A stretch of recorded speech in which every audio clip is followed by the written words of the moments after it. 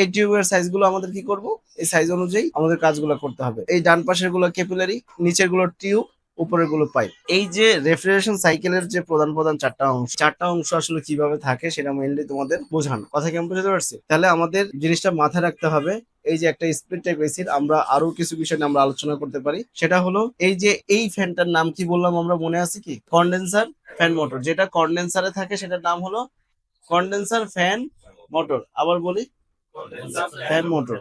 আর এই যে ভিতরে একটা ফ্যান থাকে না, এটার সঠিক নাম হলো ক্রস ফ্যান। এটার সঠিক নাম কি? ক্রস ফ্যান, ঠিক আছে? কিন্তু এটা সবাই বলে কি ব্লোয়ার ফ্যান মোট, ব্লোয়ার বলে, কেউ রানার বলে। কথা কি বুঝতে পারছি?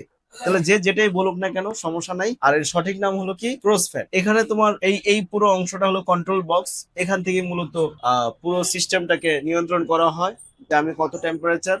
আমরা এই যে এই জায়গায় যদি আমরা একটু দেখি, এই যে দেখো একটা ইভাপোরেটরের ভিতরে মূলত যেভাবে কাজ করতেছে আমরা এটা পরে দেখাচ্ছি। এটা হলো কি কন্ট্রোল বক্স, এখানে সেন্সর আছে, এটাকে বলা হয় রুম টেম্পারেচার সেন্সর। কি নাম বলা হয়? Room temperature sensor. এখানে একটা আছে পাইপ টেম্পারেচার। এই রুম টেম্পারেচার সেন্সরটার মূল কাজ হলো কক্ষের ভিতরে যে তাপটা আছে, কক্ষের ভিতরে যে তাপটা আছে সেই তাপটাকে নিয়ন্ত্রণ করা। যেমন তুমি রিমোট দিয়ে টেম্পারেচার সেট করছো কত, টেম্পারেচার সেট করছো 20°C, তুমি তাপমাত্রা সেট করছো, রিমোট থেকে সেট করছো। যখন এই সেন্সরটা বুঝবে যে এখানে রুমের ভিতরে 20°C তাপমাত্রা এসে পড়ছে, তখন সে কি করবে? কম্প্রেসার ইউনিটটাকে বন্ধ করে দিবে। বন্ধ করে দিলে তার ঠান্ডা হবে না, তাই না? তাপ শোষণ প্রক্রিয়া চলবে না। তারপর কি করলো? আবার যখন সে 21-22°C এসে পড়লো, তখন আবার কম্প্রেসার চালু করলো, আবার বন্ধ করলো। এই যে নিয়ন্ত্রণ করা, এই নিয়ন্ত্রণটা কে করবে? এই যে কন্ট্রোল বক্সটা করবে। সেন্সর তো একটা শুধু ডাটা সিগন্যাল নিবে, সে তো ইনপুট ডিভাইস, মানে সে শুধু সিগন্যাল গুলোকে নিবে। আর কন্ট্রোল বক্স গুলো সেগুলোকে প্রসেস করে কমান্ড করবে যে কে চলবে কে বন্ধ থাকবে, এভাবে নিয়ন্ত্রণ করবে। কথা বুঝতে পারছি? তাহলে আমাদের এই এসিটা যখন চলে এটাতে একটা স্প্লিট টাইপের এয়ার কন্ডিশনার। স্প্লিট মানে কি? স্প্লিট মানে হলো দ্বিখণ্ডিত, দুই ভাগে বিভক্ত, বিভক্ত। কথা কি বুঝতে পারছি? যেমন এই যে এই পুরাটা তো একটা এয়ার কন্ডিশনিং সিস্টেম, তাই না? পুরাটা, কিন্তু এটা ভাগ কয়টা? দুইটা। এটা একটা ইউনিট, এটা একটা ইউনিট। এই ইউনিটের নাম কি? Indoor unit. হ্যাঁ, আর এটা কি ইউনিট?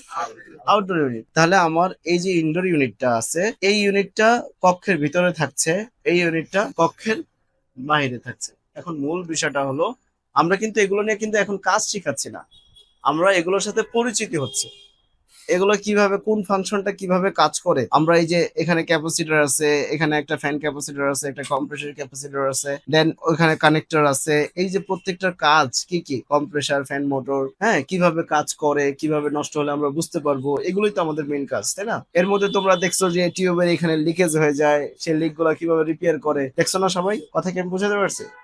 তাহলে আমাদের মূল যে বিষয়টা, এই মূল বিষয়গুলোকে আমরা ক্লিয়ারলি বুঝি। যদি আমরা ক্লিয়ারলি না বুঝি, তাহলে আমি যতই কাজ করি না কেন কোনো লাভ। এখন দেখো নর্মালি এই যে ক্রস ফ্যানটা যখন চলে, দেখো ক্রস ফ্যানটা যখন চলে এখান দিয়ে কিন্তু বাতাসটা ঢুকে কক্ষের ভিতর, তাই না? আমরা একটু পিছিয়ে যাই, দেখো এই যে ইভাপোরেটর টিউবটা, যে এই যে যখন তোমার একটু ভালো করে দেখো, উপর দিয়ে যে বাতাসটা যাচ্ছে সেটা কি গরম বাতাস, তাই না? এখান দিয়ে গরম বাতাস যায় না? আর এখান দিয়ে যে বাতাসটা বের হয় ঠান্ডা বাতাস। তাহলে গরমটা গেল কোথায়? গরমটা কোথায় গেল? না, গরমটা এই টিউব গুলো শোষণ করে নিল। কি করলো? তাপটাকে কি করলো?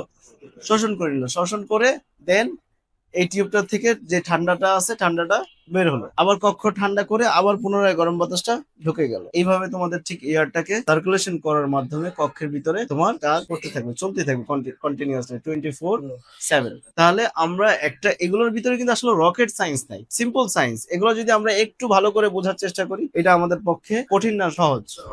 কিন্তু চেষ্টাটা করবে কে? নাকি আমি করব? কথা কি বুঝতে পারছি? তাহলে প্রত্যেকের এই বিষয়ের উপরে চেষ্টা থাকতে হবে অফুরন্ত। আমি বলছি আগামী 2 মাসে 2000 কোয়েশ্চেন তৈরি করতে হবে নিজে থেকে। যে আচ্ছা এই যে এই যে এখানে যে একটা স্ক্রু লাগালো, এই যে তারের কালারটা এরকম, তারের কালারটা এরকম কেন? আমি কথা বুঝতে পারছি? আচ্ছা এইখানেই স্ক্রুটা লাগালো কেন? তাহলে আমার কি এই ধরনের মানে অদ্ভুত টাইপের যত প্রশ্ন আছে এগুলো তৈরি করতে হবে। যত প্রশ্ন তত উত্তর, তত শিক্ষা। আর প্রশ্নটা থাকতে হবে কোথা থেকে? নিজের ভিতর থেকে।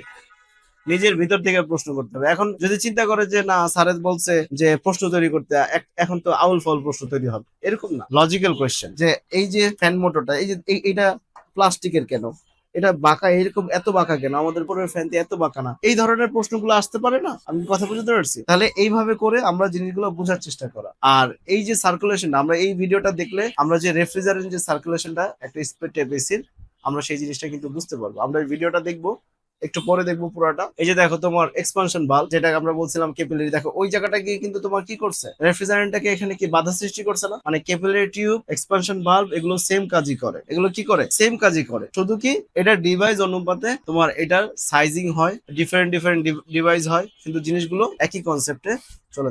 We are from